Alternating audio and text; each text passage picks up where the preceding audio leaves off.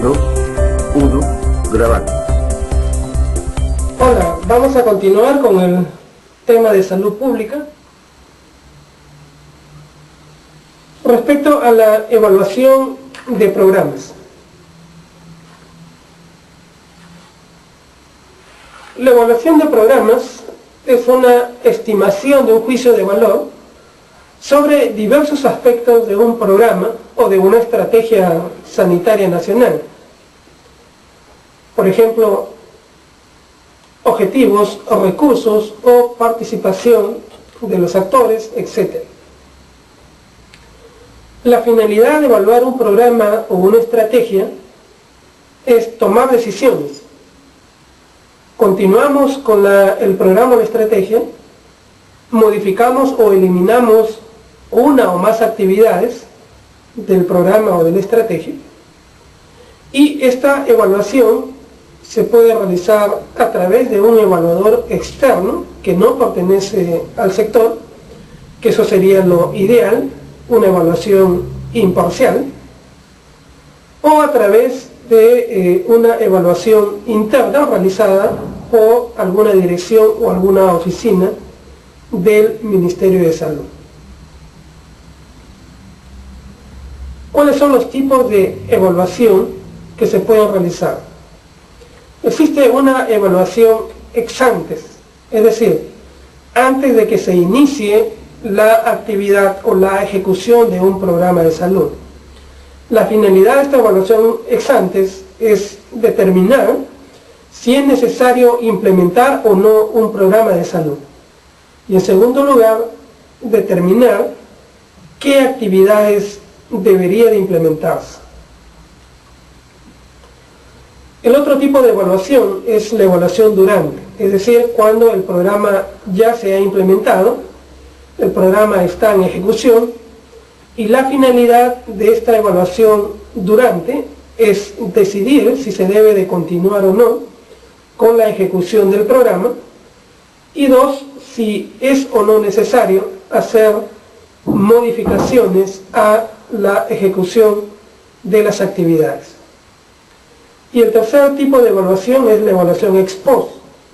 Esta evaluación se realiza al finalizar la ejecución de un programa. El Ministerio de Salud se está mucho más familiarizado y casi todas las evaluaciones se realizan en el segundo tipo, ¿no? La evaluación durante, ¿no? Cuando los programas o las estrategias ya están en ejecución. Para poder evaluar los programas, nosotros necesitamos diseñar indicadores. ¿Qué cosa es un indicador? Un indicador es una característica que se puede medir y que nos va a ayudar a describir una situación existente, una situación determinada, para poder hacer comparaciones y medir los cambios que se van produciendo en el tiempo. ¿Qué características debe de tener un buen indicador? Primero, debe de ser válido. ¿Qué significa esto? Que debe de medir lo que se supone debe de medir. La segunda característica es que el indicador debe de ser objetivo. Es decir, se debe de obtener el mismo valor cuando es medido por diferentes personas, en diferentes momentos, en diferentes circunstancias y en diferentes lugares. La tercera característica es que el indicador debe de ser sensible, es decir, debe registrar los cambios de la situación o el fenómeno que se está evaluando. Y cuarto, debe ser específico, es decir, si se producen los cambios, estos cambios producidos deben ser como consecuencia de la situación o del fenómeno que se está evaluando. Estas son las cuatro características que debe de tener un buen indicador. Debe ser válido, debe ser objetivo, debe de ser sensible y debe de ser específico. Existen muchas formas de evaluar los programas de salud. Sin embargo, una de las metodologías más usadas es la evaluación sistémica. ¿En qué consiste la evaluación sistémica? Esta evaluación se realiza en el Durante. Es necesario, para poder hacer esta evaluación, identificar la estructura del programa, cuáles son los procesos, cuáles son los resultados y cuál es el impacto que ha producido el programa en la población. Cuando evaluamos la estructura de un programa, lo debemos de hacer con cierto tipo de indicadores. Los indicadores de estructura son básicamente dos: los indicadores de accesibilidad y de disponibilidad. En los indicadores de procesos tenemos las actividades, la productividad, el uso, la utilización y la calidad. Indicadores de resultados: la cobertura, la eficacia, la eficiencia.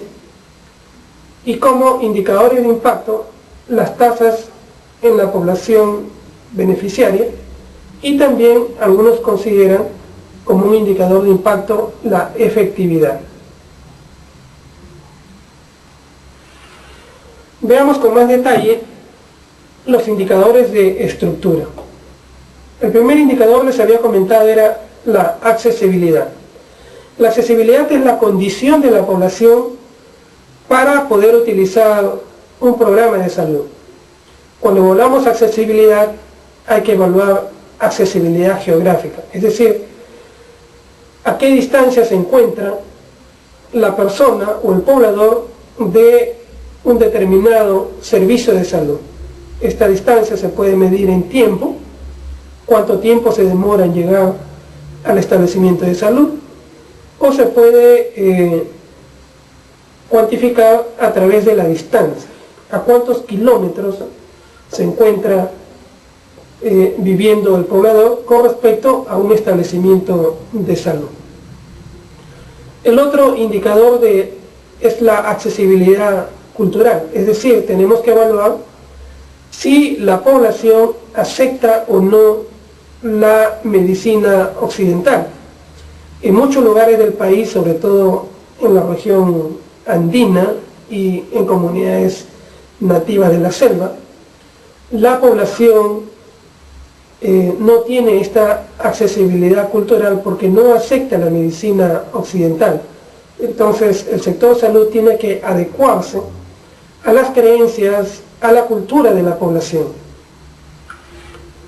La accesibilidad económica evalúa cuál es la posibilidad que tiene el poblador de poder pagar por el servicio de salud. ¿Tiene o no tiene accesibilidad económica? Y por último, la accesibilidad administrativa. Esto está referido a que los horarios de los servicios o los horarios de atención de los servicios de salud estén adecuados para que el poblador pueda hacer uso de los servicios de salud. En muchos lugares, por ejemplo, los servicios de salud tienen un horario de atención de 8 de la mañana a 2 de la tarde. Pero en este periodo de tiempo, el poblador no puede ir al servicio de salud porque en este periodo está trabajando. Por lo tanto, el horario de atención del servicio de salud no se adecua al horario que tiene el poblador de salud, el poblador de la comunidad, para poder acceder a los servicios de salud. El segundo indicador de estructura es la disponibilidad. Es la relación entre los recursos existentes y la población, y se va a obtener un cociente en el cual en el numerador vamos a colocar los recursos, que pueden ser infraestructura, pueden ser equipos, recursos humanos o recursos económicos, sobre la población objetivo. Este es uno de los indicadores más utilizados y quizás uno de los más conocidos, es la disponibilidad de profesionales por población, cuántos médicos están disponibles por cada 1000 habitantes o por cada 10.000 habitantes, cuántas enfermeras, cuántas obstetrices, cuántos odontólogos. Este quizás es uno de los indicadores de estructuras más conocidos, pero no son los únicos.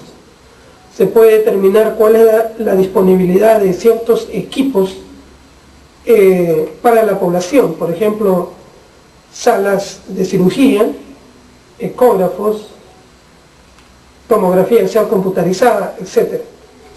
Podemos establecer esta relación recursos sobre población objetivo para cualquier tipo de equipo. En infraestructura, de la misma manera, uno de los indicadores más conocidos es la disponibilidad, por ejemplo, de camas por población o la disponibilidad de establecimiento de salud por población. Estos son los indicadores de estructura, ¿no? Indicadores de accesibilidad, indicadores de disponibilidad.